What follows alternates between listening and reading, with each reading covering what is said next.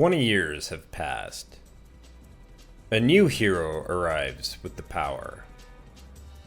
Onimusha lives in 2026, which will mark the very first time in the last 20 years that a new Onimusha game is being released. And I hate to say it, but I told you also. I told you that that fraud, Dusk Golem, was spitting lies. That he was being very fraudulent when it came to the claims of Onimusha Warlords HD did not do very well, when Capcom, on the other hand, was saying, no, Onimusha HD did very well, it was a success.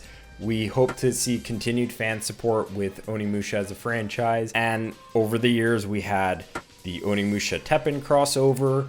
We had an Onimusha anime, which Capcom said they wanted to do more things like that. They wanted to do a bunch of new things for this franchise to try to reinvigorate this franchise and get new people into the franchise. Then we had the VR event not too long ago, which was exclusive to Japan, which at that point I already knew that Capcom was gearing up for something. Now, I was not expecting a brand new game to the franchise, but rather more remasters for the games that haven't been remastered yet. That said, I'm extremely happy to talk to you all today about the next installment within the franchise, Onimusha Way of the Sword. So without any further delays, let's get right into today's video. Now, the first thing that I'd like to focus on regarding this game is actually the title itself. The reason I want to focus on this is because it isn't being called Shin or New Onimusha like the last installment of the series was. So what does that mean exactly for this game? Well, in my honest opinion, it can mean one of three possibilities. The first being is that this game is still tied to the overall series, taking place after Onimusha 3 and after Dawn of Dreams, assuming both Dawn of Dreams and even the classic trilogy are even being considered canon, but I'll get to that momentarily. I think this is going to be the most likely case scenario, since Capcom has the tendency to do this with all of their franchises, where they make a game but don't really think about the lore surrounding said game and how that may conflict with already established lore, and Onimusha is just no exception to that. Another possibility is that the classic trilogy is canon but Dawn of Dreams isn't. I believe this is a likely possibility since Onimusha Dawn of Dreams was also known as Shin Onimusha or New Onimusha in Japan. I'm assuming that at the time, Capcom had hoped that if this new Onimusha did well back in 2006, it would have spawned its own trilogy of games. Now, I'm not going to talk too much about the success of Dawn of Dreams or lack thereof, but for sake of argument, I could imagine Capcom just wanting to keep it separated, partly because it is to date one of the worst selling games in the franchise. However, there is another reason why I could see them wanting to keep Dawn of Dreams separated, or at least consider it as part of its own timeline. Specifically with Dawn of Dreams, Akko from Onimusha 3 is in her human form, and this is because that game picked up from the alternate ending of Onimusha 3. But there is an ending that most people are likely going to be more familiar with for Onimusha 3, where Akko remains in her Tengu form, where she flies right alongside Samanosuke. And again, for sake of argument, I believe that this would be the ending where they would pick up from moving forward into Way of the Sword. I think this would be the most preferred scenario because it wouldn't necessarily retcon Dawn of Dreams, and it would still leave the possibility of seeing a Shin Onimusha 2 in the future. It also means that Capcom wouldn't be alienating anyone who liked or disliked that game in particular. The last but probably the least likely case regarding this game is that it isn't canon to either Dawn of Dreams or the original trilogy and would instead be the first game in a new reboot for the series. The reasoning behind this is that they've changed the logo for the series, and it seems like they may be taking some aspects from the Onimusha anime, such as a warrior using the gauntlet will be corrupted by it over time, and the Oni practically being equally as evil as the Genma. The problem with this, and primarily why I think this is the least likely case scenario, is that the way they describe this game both on the trailer and on the official website, it says, "Follow the tale of a samurai who wields the Oni Gauntlet, a mystical artifact that grants its bearer the power to slay Genma," which is heavily emphasizing that we're using the Oni Gauntlet that was originally used by Samanosuke Akechi in Onimusha Warlords and Onimusha 3 Demon Siege. Personally, I think it would have been a little strange to word it this way if the character was simply granted the power of the Oni Gauntlet, similar to Samanosuke in Onimusha 1 or Jacques in Onimusha 3. If that were the case, they likely would have described the way they've received the gauntlet in just minor detail. I'll get more into the Gauntlet in more detail a little bit later, but it is something that I felt was needed to be brought up. The other reason, as I mentioned before, is the change to the logo. So this time around, they've stylized the kanji for Onimusha, but then rather use a typeface that resembles calligraphy to better match the kanji, they've gone for a more basic design in that regard. Really, the only argument for this is that, well, in the case of Dawn of Dreams, they did add in the additional kanji for Shin and added in the additional effect to make it a little different from the original, with the thought process being that at the time, that because the game was new, it had to differentiate itself from the original trilogy, especially if it potentially led into a new trilogy. However, I don't think this holds up too well since a lot of Capcom's games have gone through several revisions of title designs, and it just so happens that this is likely the first major one we're seeing for Onimusha, if anything. The only thing that could really go along with this is that the change was done to also signify the change in gameplay style.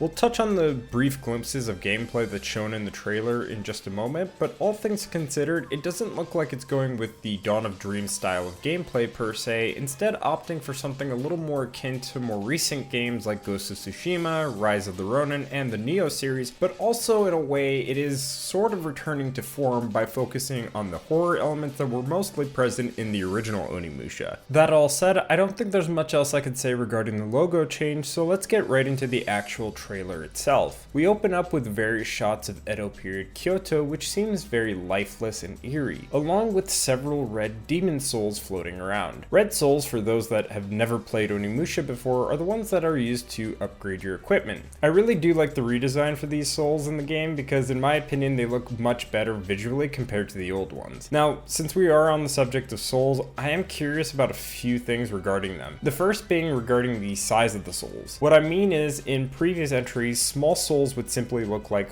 small floating spheres, whereas large souls would have a very irregular shape to them. So my curiosity lies in that if there's going to be some visual indication to show whether souls are larger or not based on some unique design variations or effects that are applied to those souls, or would they just simply be made larger? Now, the second thing that I am curious about is if unique souls like the purple souls from Onimusha 2 or the green souls from Genma Onimusha would make a return at all. The reason that I'm bringing this up in particular is that most of the Onimusha games featured the purple souls, which essentially allowed the main characters to be transformed into a pseudo-Oni state. Think very much like Devil Trigger in the Devil May Cry series, for example. However, it's always possible that they could opt to remove that in favor of having green souls like in Genma Onimusha, which allowed the player to get temporary invincibility and health regen.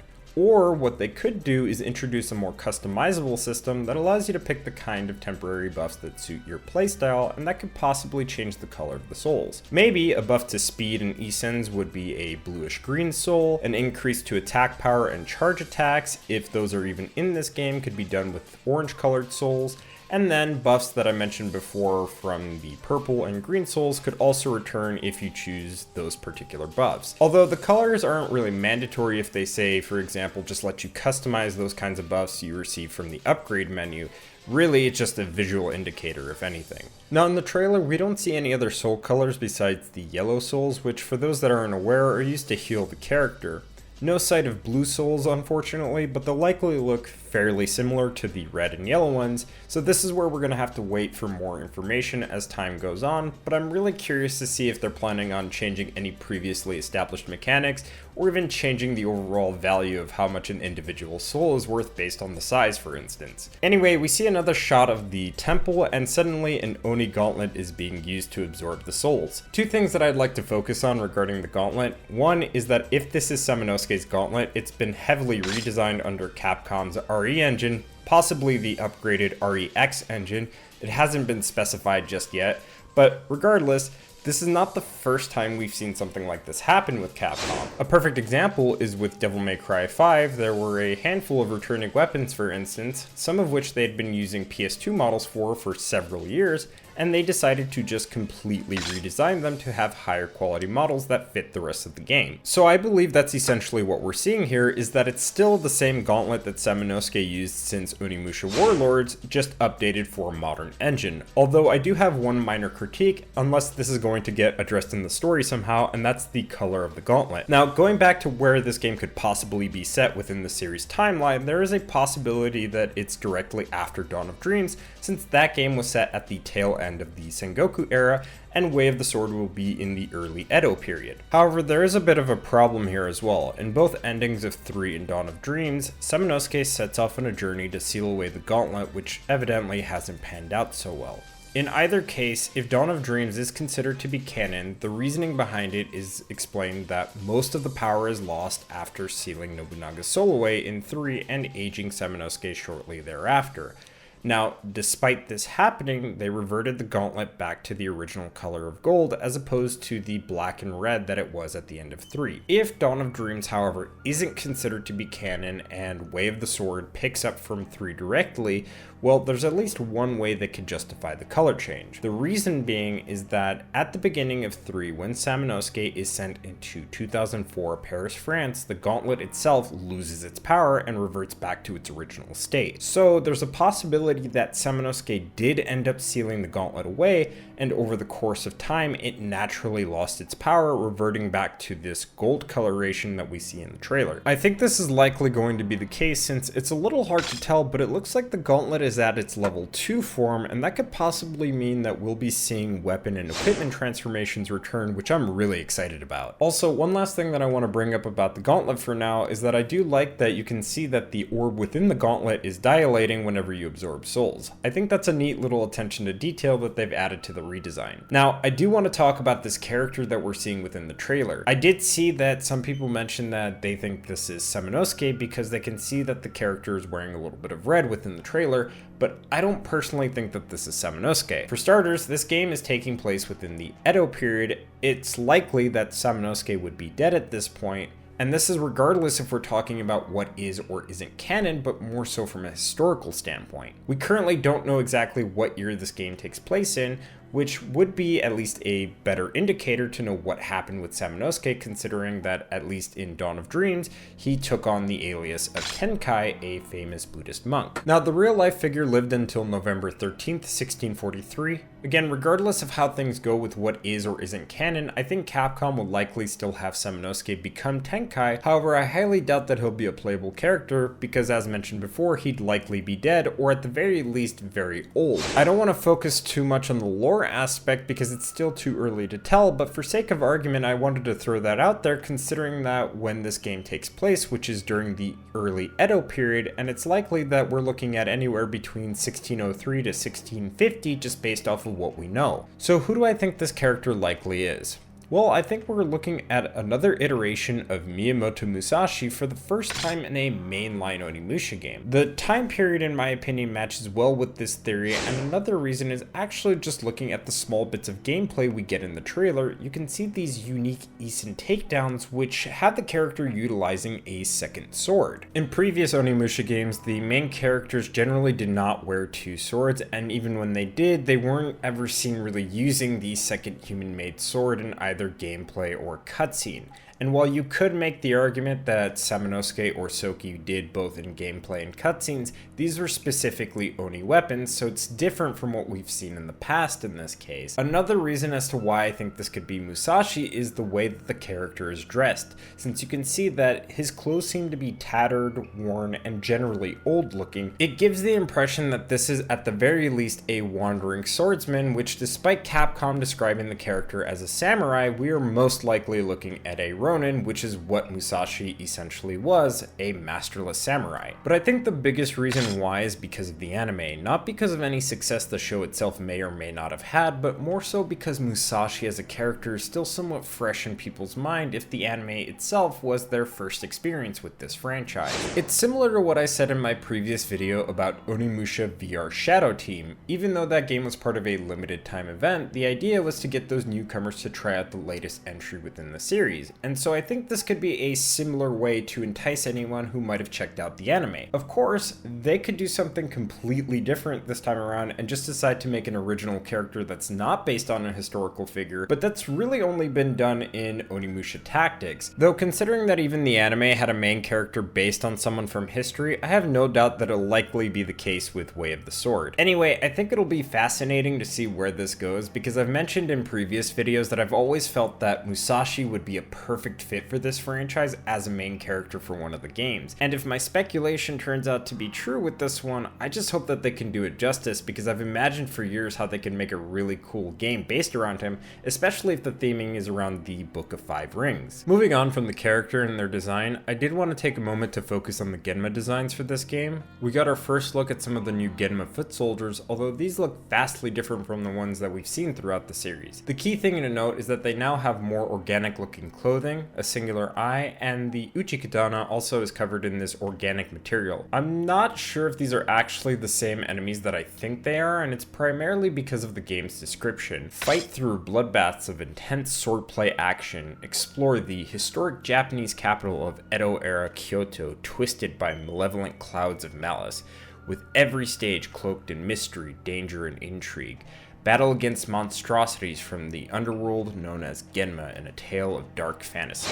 I think it has something to do with the dark malevolent clouds of malice. It may be turning ordinary humans into full-on Genma, because if you pay attention to their clothing, it seems like they're wearing something far more casual, something like what a peasant would have worn, and not so much a warrior or some kind of foot soldier would have worn. It's a little too early to tell, but I wouldn't be so surprised if that was the case, because this sort of concept has been explored in Onimusha 3 in particular with Ranmaru Mori. Also, you can see that some of them run towards the main character, but not in a way where they're necessarily preparing for an attack, at least in comparison to enemies from previous entries, though to be fair, there's always a possibility that they've changed up the animations and we're just not seeing that in the trailer just yet. There's a larger Genma a little later in the trailer that you can see get flipped over, and what I find interesting here is that it's completely covered in what looks like talismans of some kind. There's also a really cool shot that they show of this one in particular where it looks like a deflect descent could be pulled off at that moment, but instead we see the demon get spun around. And unfortunately, despite things like this being present within the trailer, I did notice that people who saw this trailer were also just instantly dismissing this game, claiming that it was some kind of Souls-like clone. Now, on the one hand, I do get that sentiment in that yes, there's a lot of those, and most of them aren't even remotely good, and just that style of game, even with the popularity of something like Elden Ring, feel very stale. However, there's a couple of things that I wanted to address with that. For starters, I personally am not opposed to that entirely, even though I myself am tired of that gameplay style for most games, and that's primarily because I prefer a difficult game over one that handholds you, similar to what Dawn of Dreams did, where it could become too easy. Then again,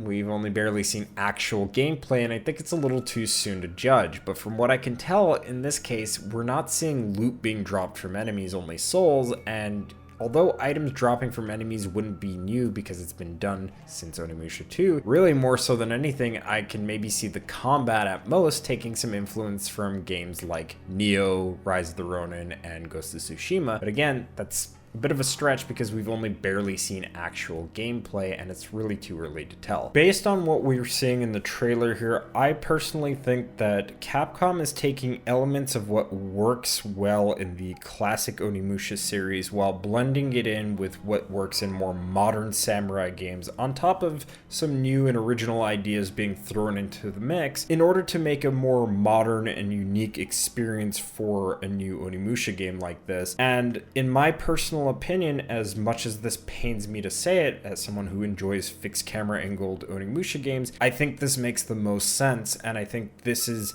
the right way to take Onimusha moving forward, because as much as I like those old games, I doubt that newcomers would enjoy the old games and the old gameplay style, which is unfortunate because I think they're missing out on some really great games. Again, I think this change makes the most amount of sense because they're trying to modernize Onimusha in a way that still feels familiar for longtime fans like myself, but also doing something new with it that makes it feel unique and closer to what more recent samurai games feel like. Anyway, it then cuts to a boss that many longtime Onimusha fans should recognize as Osric from Onimusha Warlords. Unfortunately, there's a lot of motion blur and movement going on in the trailer, so it's really hard to get a good look at his new design. Now, I do have to wonder if this is Osric from Warlords or if this is just the same type of demon, just with a different name. However, given previous entries like Onimusha Blade Warriors, they do establish that Genma are able to be reincarnated, and funnily enough, he does return in that game, so it might as well likely be him returning, which all I'll have to say about that is that he's come to die yet again. The last thing that I wanted to focus on here is that in the trailer, we don't see any new weapons, but we do see what looks like possible Oni magic, but I'm not entirely certain. So we get 2 shots of this blue fire coming from the main character's sword, and fire magic isn't necessarily new to this series, but in this blue color, since blue or bluish purple is usually reserved for lightning magic, it kind of looks similar to the way that enemies burned away in one of the early cutscenes of Onimusha 3 when Samanosuke saves Jacques' life. I'm not really sure if this is purely a cutscene thing or if this is something we'll get a chance to use. Then again, it might not necessarily be fire magic per se, just the way that the new charge attack looks like, if that's what it's supposed to be. It's hard to tell because it could be anything really. And I'm hoping that we will see new Oni weapons and not just the basic sword throwing out various magic, and I'm really hoping this is cutscene specific, or at the very least neutral magic that's not tied to any Oni weapon, just normal weapons, but we're just gonna have to wait and see on this one as time goes on. But I do want to keep my eyes on this one in particular in the future. We do hear the main character say that they feel like they're getting less human by the minute, and I think this is interesting because throughout the trailer we can see some sort of corruption occurring on the character's arm and even a little bit on their chest. Now, I'm concerned that they may be taking some story elements from the anime regarding the Gauntlet, with the character possibly losing all control over themselves and becoming a full-on Oni. This isn't new for Onimusha per se, it's always been a plausibility. It's partly why Samanosuke disappeared and then reappeared in Onimusha Blade Warriors, since he was learning how to control the power of the Gauntlet, which he successfully had by the time Onimusha 3 happens. However, the concern is that they'll try to paint the Oni as equally as evil or malicious as the Genma, when they never were like that in the series to begin with. Although, it could just be that they're showing what could happen to someone who isn't naturally given the powers of the Oni by the Oni spirits. And maybe they'll play along with how a different character like Musashi will learn how to control that power whilst keeping his humanity. I just hope that they don't repeat the same mistakes from the anime story, because as much as I like the anime, I did have some issues with how they got some things wrong, along with the ending itself, but I won't get into that for this video. I think that just about covers everything for today's video. I'm really excited to see how this turns out because I've been waiting for literal decades for a new Onimusha game. So it's an exciting time as a fan, and I also think that because of them doing this new game, we're more likely to see those potential remasters of the games that haven't been remastered yet, just to hype people up for this new game, and also to catch those people up on the lore that they're missing out on if Way of the Sword is potentially their first Onimusha game. There's a lot of stuff I'm curious about or just not really sure how I feel about entirely as of yet. Despite that, I would say that seeing how this game looks so far, I cannot wait to see what Capcom has in store for us. Anyway, I'd like to know what you all thought of the Onimusha Way of the Sword trailer. If you liked what you saw today, feel free to give the video a like, share it, and maybe even consider subscribing if you haven't already. Also on screen, there should be some other Onimusha related videos that may interest you, so feel free to check those out. Anyway, I'll be seeing you all in the next one, so matane!